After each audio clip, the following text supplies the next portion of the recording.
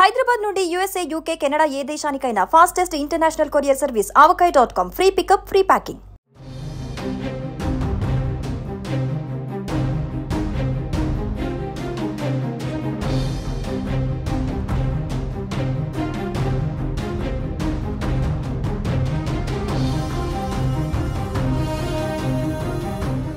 రష్యాను భారీ భూకంపం కుదిపేసింది. 8.8గా తీవ్రత నమోదైంది. దీంతో రష్యా, జపాన్లో సునామీ బీభత్సం సృష్టించింది.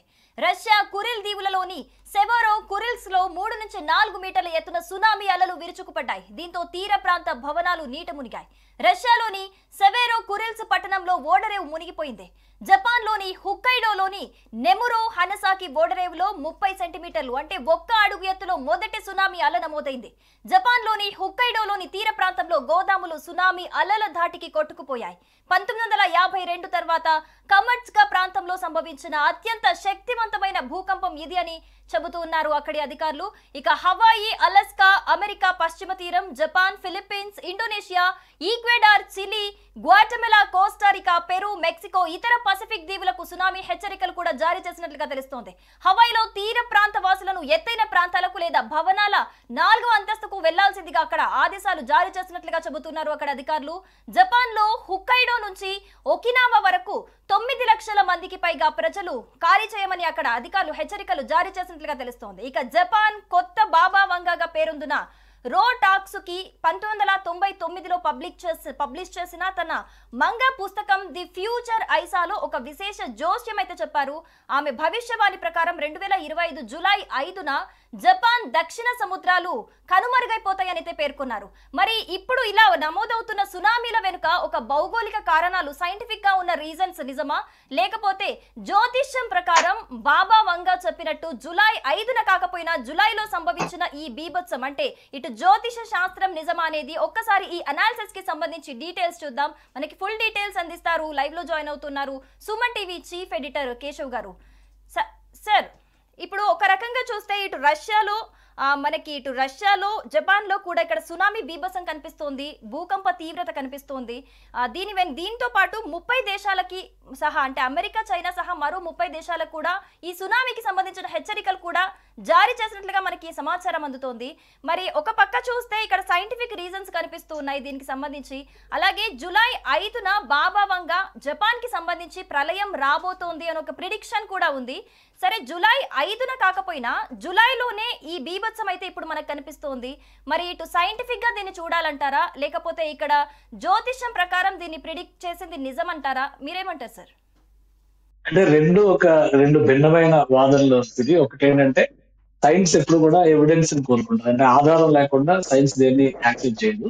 అయితే ఈ జ్యోతిష్యం కావచ్చు లేదా కాల జ్ఞానం అంటారు కదా, జరగబోయేది చెప్పేటువంటిది ఏదైనా కానీ అది ఒక ఎజంప్షన్ నుంచి, అంటే ఒక ఊహ నుంచి వచ్చేటువంటిది. ఊహ, హేతువు ఈ రెండింటికి ఉండేటువంటి సంబంధం ఇప్పుడు మనం విశ్లేషించాల్సినటువంటి అవసరం. కానీ ఒకటి బాబా వంగా అయినా కానీ లేదా ఇప్పుడు జపనీస్ బాబా వంగాగా పేరున్నటువంటి వ్యక్తులు చేసినటువంటి ప్రకటనలు జూలైలో జపాన్ ని ఒక భారీ ఉత్పాతం ముంచెత్తబోతుంది అనేది సంకేతం. జూలై మొదటి వారంలో అనుకున్నారు, కానీ జూలై చివరి వారంలో లేదా చివరి 2 రోజుల్లో వచ్చినటువంటి పెను ఉత్పాతంగా మనం చూడాలి. ప్రకృతి దీన్ని ఎంచుకున్నటువంటి ప్రదేశం కూడా ఒక మోర్ స్ట్రాటజిక్ లొకేషన్ అని చెప్పారంటారు. అంటే భూమి మొత్తం మనం గ్లోబ్ వలయాకారంలో ఉన్నటువంటి ఈ భూమండలం ఎక్కడికక్కడ టెక్టానిక్ ప్లేట్స్ రూపంలో విడిపోయి ఉంది. అది భూ అంతర్భాగంలో జరిగేటువంటి మార్పులు, పరిణామాల ఆధారంగానే భూకంపాలు వస్తాయి అనేది మనకు అందరికీ తెలుసు. కానీ ఈ రోజు వచ్చినటువంటి రష్యా వైపు వచ్చినటువంటి భూకంపం చుట్టుపక్కల పసిఫిక్ తీరంలో ఉన్నటువంటి ప్రతి దేశాన్ని అలజడి పాలు చేస్తుంది. ఎందుకంటే దానికి ఉన్నటువంటి స్ట్రాటజిక్ లొకేషన్. ఒకసారి మనం ఇక్కడ ఈ వీడియోలో చూస్తే కనుక ఇది భూమికి సంబంధించినటువంటి దృశ్యం. ఈ దృశ్యంలో మీరు చాలా క్లియర్ గా గమనించవచ్చు. ఇది మొత్తం పసిఫిక్ మహాసముద్రానికి సంబంధించినటువంటి అలజడిని సూచించేటువంటి ప్రాంతం. అంటే ఒక్క దగ్గర కదలిక జరిగితే మొత్తం ఈ చుట్టూ ఉన్నటువంటి దేశాలన్నీ కూడా అడిలిపోయేటువంటి పరిస్థితి ఎదురవుతుంది. ఇది దక్షిణ అమెరికా ఖండం, ఇది అమెరికా దేశం, దక్షిణ అమెరికా ఖండం అంటే ఉత్తర అమెరికా ఖండం నుంచి దక్షిణ అమెరికా ఖండంలో పెరు తీరం వరకు ఇది రష్యాకి సంబంధించినటువంటి ప్రాంతం. ఇక్కడ మొదలైనటువంటి అలజడి మొత్తం ఆ శివారు ప్రాంతాల వరకు కూడా చేరుకుంది. ఒకసారి మనం మ్యాప్స్ పరంగా చూస్తే కనుక ఇది ఇప్పుడు కామ్చాట్కా ఐలాండ్, ఇక్కడ ఇది పెనిన్సులా, ఇది ఒక ద్వీప కల్పం అని చెప్పి అంటాం కదా మన భాషలో చెప్పాలంటే. టోటల్ మ్యాప్ మీరు ఒకసారి జూమ్ చేసి చూద్దాము. ఈ మ్యాప్ కనుక ఒకసారి జూమ్ చేసి చూస్తే ఇక్కడ కనిపిస్తున్నటువంటిది ఈ ప్రాంతం మొత్తం కూడా రష్యాకి సంబంధించినటువంటి దేశం. అంటే ఈ రష్యా దేశంలో ఒక భాగంగా ఉన్నటువంటి ద్వీపకల్పం. ఈ శివారు ప్రాంతం చూస్తే కనుక ఇది అలాస్కా. ఏకే అంటే అలాస్కా, ఇది అమెరికాలో వచ్చేటువంటి భాగం. ఇది మొత్తం కూడా అమెరికా దేశం, ఇది కెనడా. సో తీర ప్రాంతం మొత్తం అలజడికి గురైంది. ఎక్కువ ప్రభావం కనిపిస్తుంది హవాయ్ ఐలాండ్స్. హవాయ్ ఐలాండ్స్ అంటే ఈ మధ్యలో పసిఫిక్ మహాసముద్రం మధ్యలో ఉండేటువంటి ప్రదేశం హవాయ్ ఐలాండ్స్ అని చెప్పని అంటాం మనం. ఈ హవాయ్ ఐలాండ్స్ దగ్గర జరిగినటువంటి సంఘటనలు ఖచ్చితంగా ఈ చుట్టుపక్కల దేశాలన్నిటిని కూడా అలజడి పాలు చేస్తాయని చెప్పని మనం అంగీకరించవచ్చు. సో సైంటిఫిక్ గా ఇది రీజన్. అయితే జపాన్ జ్యోతిష్యం చెప్పినటువంటి, అంటే బాబా వంగా చెప్పినటువంటి జ్యోతిష్యం ప్రకారం చూస్తే జపాన్ లో ఒక పెద్ద ఉత్పాతం జరగాలి.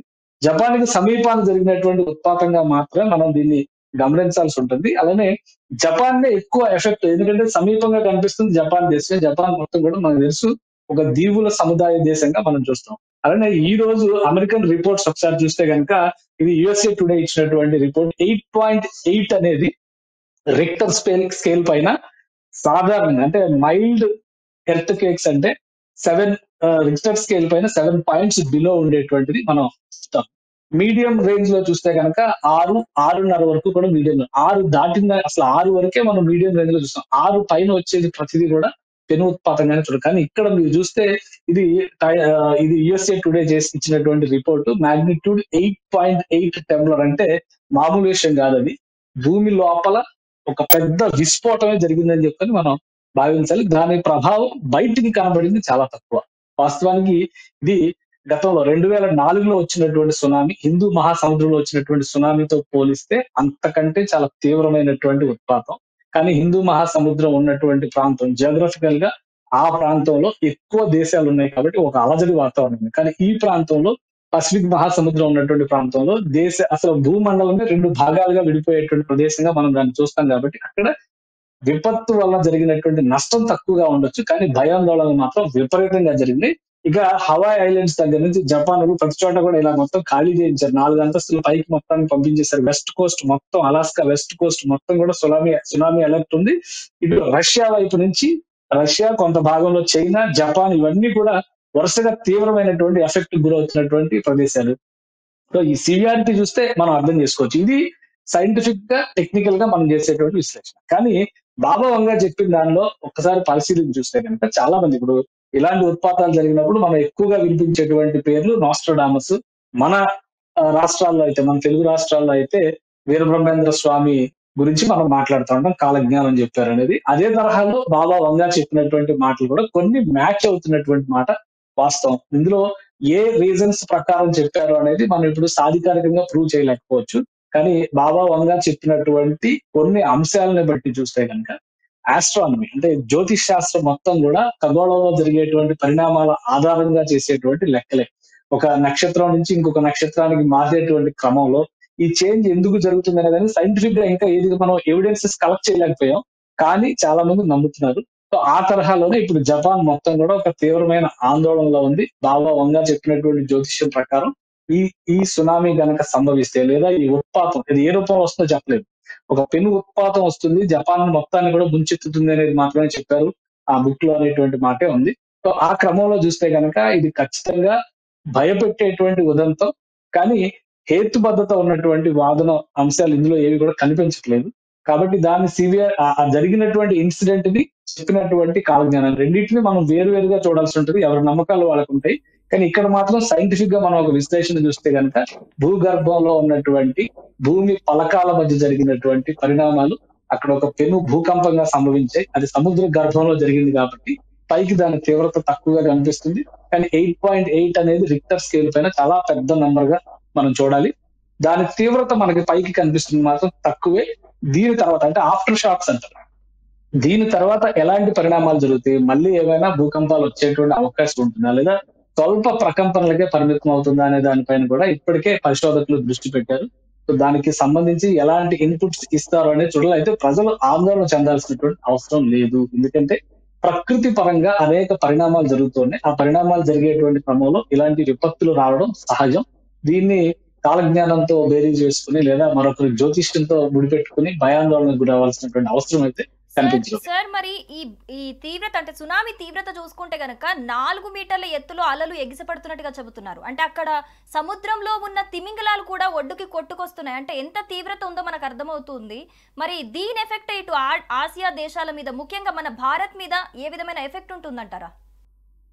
అంటే ఇది జాగ్రఫీ పరంగా చూస్తే మనకి పెద్ద ఎఫెక్ట్ వచ్చేటువంటి అంశం కాదు. పైగా ఇంకోటి ఏంటంటే భారతదేశానికి సంబంధించినటువంటి టెక్టానిక్ ప్లేట్ అది కంప్లీట్ గా ఇండిపెండెంట్ యాక్ట్, అందుకే ఉపఖండం అని చెప్తుంటారు మనం. కాబట్టి ఈ అలా చూసినప్పుడు పెద్దగా ప్రభావం కనబడదు. ప్లస్ మీరు జాగ్రఫీ పరంగా చూస్తే మాత్రం ఇక్కడ చాలా దూరం ఉంటది. అంటే మనకి భారతదేశం ఇక్కడ ఉంది. భారతదేశం, మయన్మార్ ఈ బ్లాక్ మొత్తం కూడా మనకి రక్షణ కవచంలా ఉంటుంది. సో ఇక్కడ ఉన్నటువంటి ప్రదేశంలో ఇది మాత్రమే ఇది పసిఫిక్ మహాసముద్రానికి సంబంధించినటువంటి ఎఫెక్ట్. అంటే అటు తీరంలో, అవతల తీరంలోనే అమెరికా, కెనడా ఉంటుంది. కెనడా కూడా బార్డర్ ఉండదు, ఎందుకంటే అలాస్కా ఇప్పుడు అమెరికా కంట్రోల్ లో ఉంది కాబట్టి కెనడా ఇలా స్క్వేర్ కట్ రూపంలో వెళ్ళిపోతుంది. ఈ ప్రాంతంలో ఎక్కువ శాతం ఇది మాత్రం కెనడా వస్తుంది కొంత భాగం. మిగతా ఇక్కడ నుంచి అమెరికా దేశం స్టార్ట్ అవుతుంది. ఈ అలాస్కా కూడా అమెరికా ఆధీనంలో ఉన్నటువంటి ప్రదేశం. ఇక దిగువకి వెళ్ళినప్పుడు Mexico, Guatemala, Nicaragua, Ecuador, Peru, Chile ఇవన్నీ కూడా ఈ ఆఫ్టర్ షాక్స్ అన్ని ఇక్కడ వరకు కూడా ప్రకంపనలు వచ్చినాయని చెప్తున్నారు. కానీ భారతదేశం వైపుకి వచ్చేసరికి మీకు ఉండేటువంటి అడ్వాంటేజ్ ఏంటంటే ఇక్కడ జపాన్ ద్వీపం, ఆ తర్వాత సౌత్ కొరియా ఇవన్నీ కూడా చాలా ల్యాండ్ స్లైడ్స్ చాలా ఉన్నాయి మనకు అడ్డంగా. ఇవన్నీ దాటి భారతదేశం పైన ప్రభావం చూపించేటువంటి అవకాశాలు చాలా తక్కువగా ఉన్నాయి. కానీ ఇటుపక్కన ఈ దిగువన ఉన్నటువంటి ప్రాంతం మొత్తాన్ని కూడా హిందూ మహాసముద్రం అని చెప్పనంటాం. ఈ హిందూ మహాసముద్రంలో గతంలో వచ్చినటువంటి భూకంప కేంద్రం అప్పుడు ఇండోనేషియా దగ్గర వచ్చింది. ఇది మొత్తం కూడా భూమికి అంటే భారత పలకానికి దగ్గరగా ఉంది కాబట్టి ఇక్కడ వచ్చినటువంటి ప్రకంపనలు మొత్తం ఈ ప్రాంతం మొత్తం అలజడి చూపించాయి. అప్పుడు మీరు గమనిస్తే ఆఫ్రికా వరకు కూడా ఆ అలజడి ఉంది. కానీ ఎక్కువ ప్రభావం కనిపించినటువంటి ప్రాంతాలు మాత్రం మలేషియా, ఇండోనేషియా ఈ పరిసర ప్రాంతాలు, కొంత భాగం భారతదేశంలో వచ్చింది. అది కూడా తమిళనాడు ప్రాంతంలో ఎక్కువగా వచ్చింది. మిగతా అంతా కూడా కేవలం స్వల్పంగా అలజడిగా మాత్రమే చూడడానికి అవకాశం. కానీ ఇక్కడ మాత్రం అదే ఒక ఉత్పాతం రూపంలో కనిపించింది. ఇప్పుడు జరిగినటువంటి భూకంపం ఏంటంటే ఈ కామాచట్కా ఐలాండ్ పెనిన్సులా దగ్గర జరిగినటువంటిది చాలా వరకు భూగర్భంలోకి జరిగింది. అంటే ఇంటెన్సిటీ అనేది భూమి లోపల ఎక్కువ పొరల్లోనే అది జరిగింది, పైకి తక్కువ కనిపించింది అనేది ఇప్పుడు ప్రస్తుతానికి శాస్త్రవేత్తలు 14 అడుగుల ఎత్తు నీళ్లు పడడం అనేది, కెరటాలు ఎగిరి పడడం అనేది కూడా పెద్ద సివియర్ గా గమనించాల్సినటువంటి అంశం కాదు. అందుకని ఇక్కడ ఆస్తి నష్టం ఎక్కువగా ఉండకపోవచ్చు. కానీ ఇంకా ప్రాథమికమైనటువంటి సమాచారం ప్రకారం చూస్తే కనుక పరిసర ప్రాంతాల్లో అక్కడ ఆ ప్రాంతంలో దగ్గర ప్రాంతంలో నివసించేటువంటి ప్రజలు కానీ దానికి సంబంధించిన డేటా రావాలి. ఇప్పటికే రష్యన్ స్టేట్ గవర్నర్స్ అనౌన్స్మెంట్స్ కూడా ఇస్తున్నారు. ప్రజలు ఎవరు ఆందోళన చెందాల్సినటువంటి అవసరం. అంటే సివియారిటీ రూపంలో చూస్తే మాత్రం చాలా తీవ్రంగా ఉన్నది. కానీ నష్టం రూపంలో చూస్తే మాత్రం అంత ఎక్కువ కనిపించలేదు. అందుకే 2004 సునామీతో పోల్చి చూసినప్పుడు ఇది అంత సివియర్ అనడానికి అవకాశం లేదు. కానీ రిక్టర్ స్కేల్ మీద నమోదైన పాయింట్ల ప్రకారం చూస్తే కనుక ఇది చాలా సివియర్ ఎర్త్ క్వేక్ గా మనం చూడాల్సి ఉంటుంది.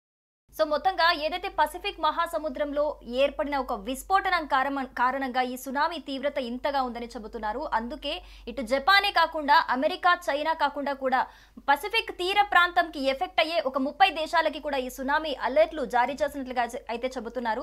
మరి బాబా వంగ చెప్పిన జ్యోతిష్యం నిజమవుతుందా? నిజంగానే ప్రళయం రాబోతోందా? అంటే అంత తీవ్రత ఉండదు, ప్రజలు జాగ్రత్తగా ఉంటే సరిపోతుంది అన్నట్లు అధికారులు చెబుతున్నట్లుగా అయితే ఇప్పుడు చెబుతూ ఉన్నారు. సుమన్ టీవీలో మీ పర్సనల్ అండ్ బిజినెస్ ప్రమోషన్స్ కోసం కింది నెంబర్ కి కాంటాక్ట్ చేయండి. డ్రగ్స్, గంజాయి లాంటి చెడు వ్యసనాలకు దూరంగా ఉండండి. తాత్కాలిక ఆనందం కోసం జీవితాలని నాశనం చేసుకోవద్దు. డ్రగ్స్ విక్రయాలు, దందాలు నిర్వహిస్తే 180059969969 టోల్ ఫ్రీ నంబర్ కి కాల్ చేయండి. డ్రగ్స్, గంజాయిని నిర్మూలిద్దాం, భవిష్యత్తును కాపాడదాం.